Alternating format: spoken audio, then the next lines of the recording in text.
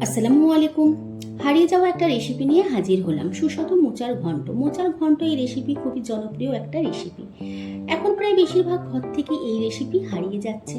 তার প্রধান কারণ আজকালকার মেয়েদের কাছে মোচা কাটা বাছা একটা ঝামেলার বিষয়। তবে ঝামেলা মনে করলেই ঝামেলা, ঝামেলা ছাড়া কি কোনো কাজ আছে? দেখো কত সহজভাবে আমি মোচা কাটা বাছা করলাম। এর জন্য একটা বাটিতে কিছুটা সর্ষের তেল নিলাম আর একটা জায়গায় কিছুটা পানি নিয়ে রাখলাম। প্রথমে তেল হাতের মধ্যে মাখিয়ে নিতে হবে। মোচার মধ্যে এক ধরনের আঠা থাকে, তেল মাখিয়ে নিলে হাতের মধ্যে আঠা লাগে না। দেখো এভাবে মোচার ভিতর থেকে ফুলগুলো বার করে রাখতে হবে। তারপর দেশলাই কাঠির মতো দেখতে শক্ত যে ডাঁটিটা রয়েছে সেটা ফেলে দিতে হবে।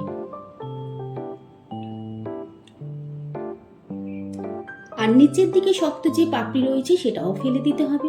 নিচের দিকে শক্ত অংশটা কেটে বাদ দিতে হবে। যেগুলো বাদ দিলাম রান্নার পরও শক্ত থেকে যায়, সেই জন্য কেটে বাদ দিলাম। দেখো পিছনের দিকটায় যেটা শক্ত অংশ রয়েছে সেটা কেটে বাদ দিলাম।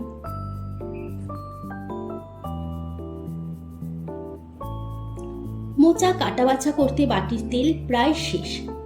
এখন মোচা সেদ্ধ করে নিতে হবে। তার জন্য প্রেসার কুকারের মধ্যে মোচা দিলাম আর হাফ চামচ হলুদ গুঁড়ো আর 1 চামচ নুন দিয়ে 4 থেকে 5টা সিটি দিয়ে মোচা সেদ্ধ করে নেব।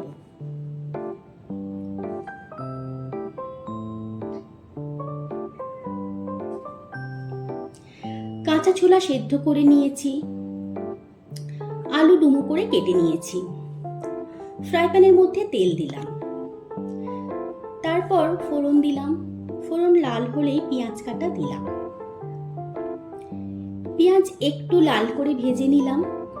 এদিকে মোচা সেদ্ধ করা হচ্ছে।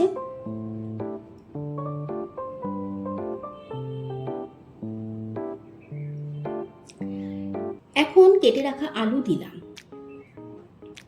নুন আর হলুদ গুঁড়ো দিয়ে আলু লাল করে ভেজে নিতে হবে।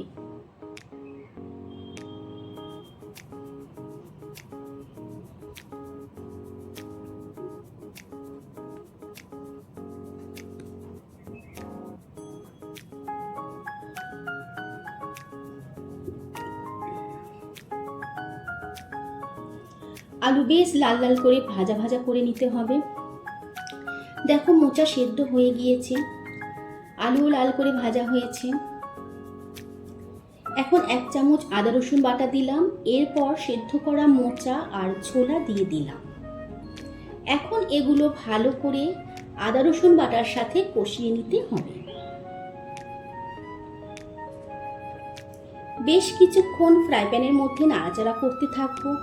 যেটুকু পানি আছে সেইটুকু পানি শুকিয়ে যাওয়া পর্যন্ত সবকিছু ভালো করে নাড়াচাড়া করছিলাম।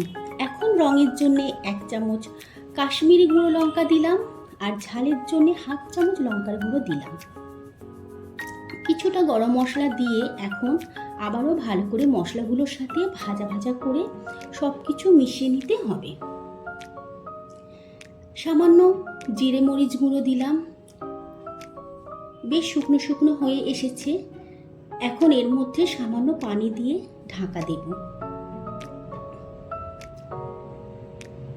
5 মিনিটের জন্য ঢাকা দেব, যেহেতু সব কিছু সেদ্ধ করা আছে আর বেশিক্ষণ রান্না করার দরকার নেই। একটু মাখা মাখা হলেই মোচার ঘন্ট একেবারেই রেডি হয়ে যাবে। সবশেষে চিনি দিলাম, এটা অবশ্যই দিতে হবে, আর 1 চামচ ঘি দিলাম। এখন গ্যাসের ফ্লেম বন্ধ করে ঢাকা দিতে হবে।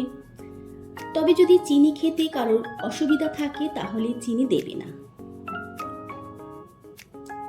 ঝামেলা ছাড়া কোনো কাজ নেই, আর ঝামেলার মধ্যেই সব রেসিপির ভালোবাসা রয়েছে। দারুণ টেস্ট হয়েছে, তোমরা অবশ্যই একবার হলেও ট্রাই করবে। এই রেসিপি তোমাদের ভালো লাগলে অবশ্যই লাইক শেয়ার কমেন্ট করবে। আমার চ্যানেলকে সাবস্ক্রাইব করে পাশে থাকা বেল আইকনটি ক্লিক করে দেবে, যাতে আমার নিয়মিত ভিডিও নোটিফিকেশন সবার আগে তোমাদের কাছে পৌঁছে যায়। আল্লাহ হাফেজ।